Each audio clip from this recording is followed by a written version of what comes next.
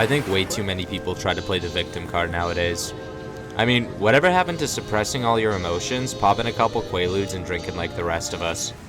Running an OnlyFans account isn't that hard, and posting a black square on Instagram didn't end racism. You see, the thing is, we're spoiled.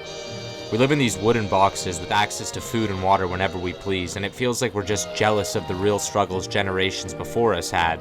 So instead, to cope, we victimize ourselves so that we can relate. We feel outraged at a video of Billie Eilish mouthing the N-word, not because we actually give a fuck. It's just something to be mad about, and that's what we want, because getting mad at some pointless shit on the internet is better than contemplating your own terrible existence.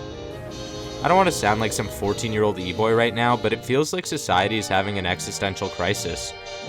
We all just lounge our way through life, not really doing or saying anything true to ourselves, out of the fear of being cancelled or shut down. We've reached the point online where we literally throw logic out of the window because it might hurt somebody's feelings. Trans women are competing in female Olympic weightlifting, not because it's fair. We're just too scared to say anything.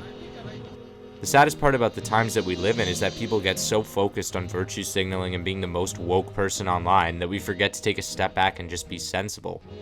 Look, I may be wrong in my views on trans athletes, but that's not really the point. The point is that you can't have any reasonable discussion on the topic. You either agree or you're a racist, transphobic, cisgender fill in the blank. Everyone in 2021 is all for free speech until somebody says something that they disagree with, and then it's like, oh shit, what have they done in the last 30 years that I can use against them to silence their voice?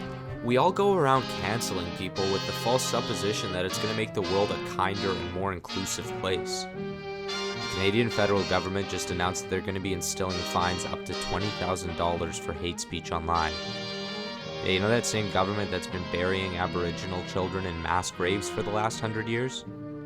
Yeah, well, you'll be glad to know they really care about how you feel online. I read this quote the other week that said, "Those who make conversations impossible make escalation inevitable." We keep canceling each other, but instead of it solving issues, it just leads us to this huge social divide that we're living in.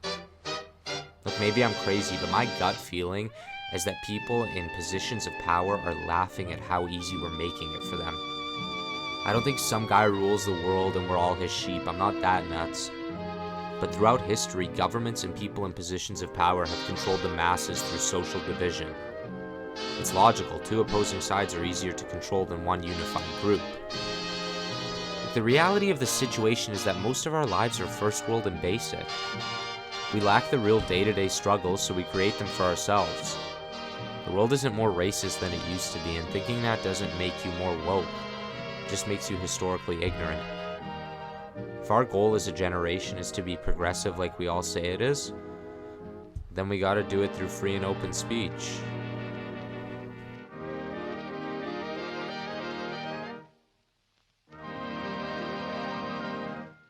Oh, wait. It was never really about being progressive, was it?